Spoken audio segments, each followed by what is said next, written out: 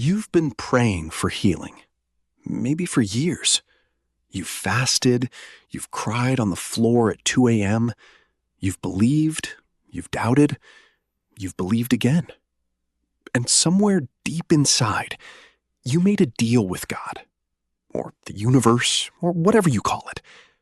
If you just heal me, I will finally be okay. Today, I want to tell you something that might shake you. You will be healed, but not the way you think. And that difference, that gap between how you expect healing to come and how it actually comes, that gap is where most people give up. That gap is where faith dies. That gap is where people say, I guess it wasn't meant for me. So let's talk about what healing really is. Part 1. The wrong map. We grow up with a picture of healing in our minds. It looks like this.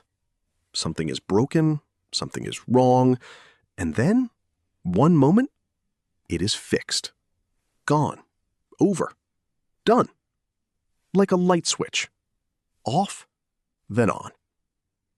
We want healing to be an event, a miracle moment, a doctor walking in with test results and saying, we can't explain it. A morning where you wake up and the anxiety is just gone. A day where you don't think about the person who hurt you. A season where the pain in your body or your heart simply disappears. And there's nothing wrong with wanting that. But here's what most of us don't realize. We have built our entire belief system around one version of healing. And because that version hasn't come, we've concluded that healing itself isn't coming. We're using the wrong map. Imagine you're trying to get from New York to Los Angeles. You have a map, but it's a map of London. You're following it perfectly, every turn, every street. And you keep ending up somewhere that makes no sense. You don't have a navigation problem. You have a map problem.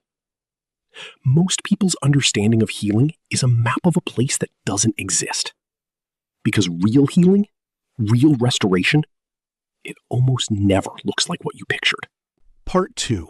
What healing actually does. Here's the truth that changed everything for me. Healing doesn't always remove the wound. Sometimes it transforms you through it. Let me say that again. Healing doesn't always remove the wound. Sometimes it transforms you through it. There's a story, and maybe you know it, of a man named Joseph, thrown into a pit by his own brothers, sold into slavery, falsely accused, thrown into prison, forgotten. If healing worked the way we think it does, Joseph should have been rescued out of the pit. The brothers should have been struck down. The injustice should have been corrected immediately. But it wasn't. And yet, 13 years later, Joseph stands in a position of unimaginable influence, and he looks at the very brothers who betrayed him and says, you meant it for evil, but it was meant for good. That's not a man who had his pain removed. That's a man who was healed through his pain. The pit didn't disappear. The betrayal didn't unhappen. The prison wasn't erased from history. But Joseph was transformed in a way that nothing else could have produced. Here's what I want you to hear. Some of what you're asking God to take away, He's actually using to take you somewhere. The anxiety that won't leave taught you compassion for people who are suffering silently. The relationship that fell apart taught you what you actually need and what you were settling for. The illness, the diagnosis, the thing you would never have chosen, it opened a door inside you that nothing else could have opened. I'm not saying your pain is good. I'm saying your pain is not wasted. And there is a profound difference.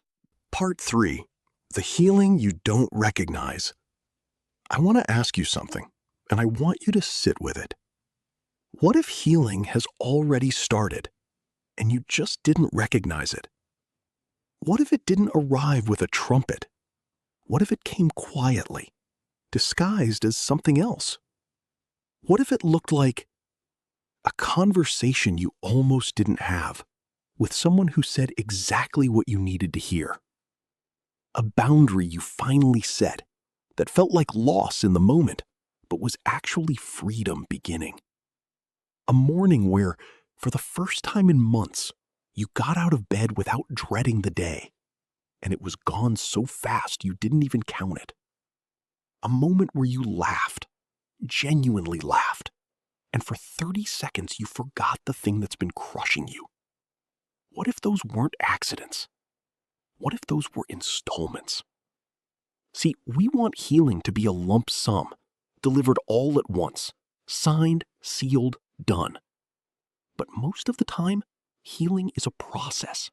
It comes in payments, in seasons, in small moments that you only recognize when you look back.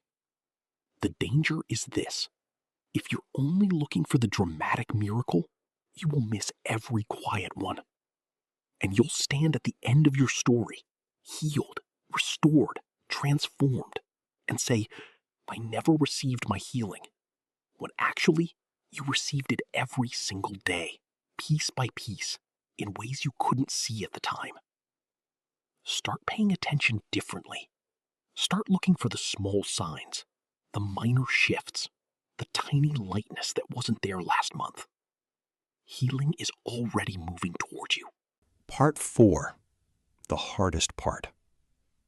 Now, I have to be honest with you, because this message would be incomplete without this. Sometimes the healing that comes is not physical. Sometimes the sickness stays.